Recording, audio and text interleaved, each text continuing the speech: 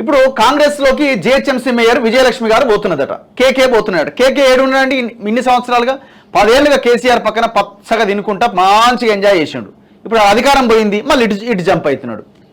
ఇప్పుడు ఈయన మీద కబ్జా చేసిన ఆరోపణలు ఉన్నాయి. గిన్నె ఏడ బంజారాహిల్స్లో వాళ్ళ కొడుకులు కబ్జా చేసినని పెద్ద ఎత్తున వార్తలు వచ్చినాయి. మరి ఇప్పుడు ఆ కబ్జాను తేలుస్తారా, మూస్తారా? మూసుడే, ఇంకెక్కడ తెరుచుడు? ఇప్పుడు కేకే లేకపోతే మీకు వచ్చే నష్టమే. కేకే ఏమైనా పబ్లిక్ లీడరా చెప్పండి? కేకే ఏమైనా పబ్లిక్ లీడరా? 10 మంది ప్రజలు కేకే చెప్తే ఓటేస్తారా? కేసీఆర్ అవసరం మీకు ఏమొచ్చింది? గద్వాల విజయలక్ష్మి అయినా పెద్ద లీడరా చెప్పండి? ఇక లేరా? గ్రేటర్ హైదరాబాద్లో లీడర్లే లేరా? వీళ్ళ ద్వారా ఒక 10 ఓట్లు పడతాయా? ఇట్లాంటి నాయకులని తీసుకొని కాంగ్రెస్లో ఇంతకాలం 10 ఏళ్లుగా కొట్లాడిన కాంగ్రెస్ కార్యకర్తలని, నాయకులని ఎందుకు చంపుతున్నారు?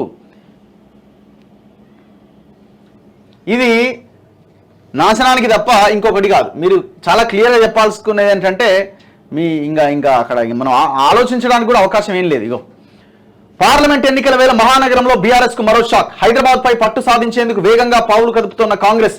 జిహెచ్ఎంసీ మేయర్ గద్వాల విజయలక్ష్మి, ఆమె తండ్రి అయిన బీఆర్ఎస్ సెక్రటరీ జనరల్ ఎంపీకే కేశవరావును పార్టీలో చేర్చుకునేందుకు స్కెచ్ వేసింది. శుక్రవారం వారితో కాంగ్రెస్ రాష్ట్ర వ్యవహారాల ఇన్ఛార్జ్ దీపాదాస్ మున్షి భేటీ అయ్యారు. కేశవరావు నివాసంలో జరిగిన ఈ భేటీలో ప్రభుత్వ ప్రధాన సలహాదారు వేం నరేందర్ రెడ్డి, ఖైరతాబాద్ డీసీసీ అధ్యక్షులు రోహిన్ రెడ్డి పాల్గొన్నారు. సుమారు 40 నిమిషాల పాటు కేకే విజయలక్ష్మిలతో చర్చలు జరిపిన దీపాదాస్ మున్షి వారిని కాంగ్రెస్ లోకి ఆహ్వానించారు.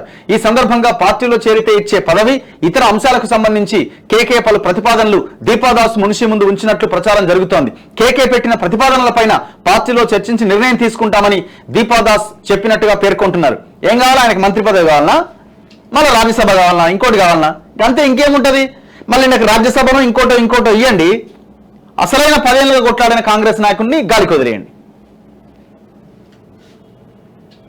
సిడబ్ల్యూసీ సభ్యునిగా పనిచేసిన కేశవరావు తెలంగాణ రాష్ట్రం ఏర్పడ్డ తర్వాత ఆయన బీఆర్ఎస్ లో చేరారు. కాంగ్రెస్ లో చేరేందుకు కేశవరావు విజయలక్ష్మి నుంచి సానుకూల సంకేతాలు వచ్చిన నేపథ్యంలోనే వారితో దీపాదాస్ మున్షి భేటీ అయ్యారు.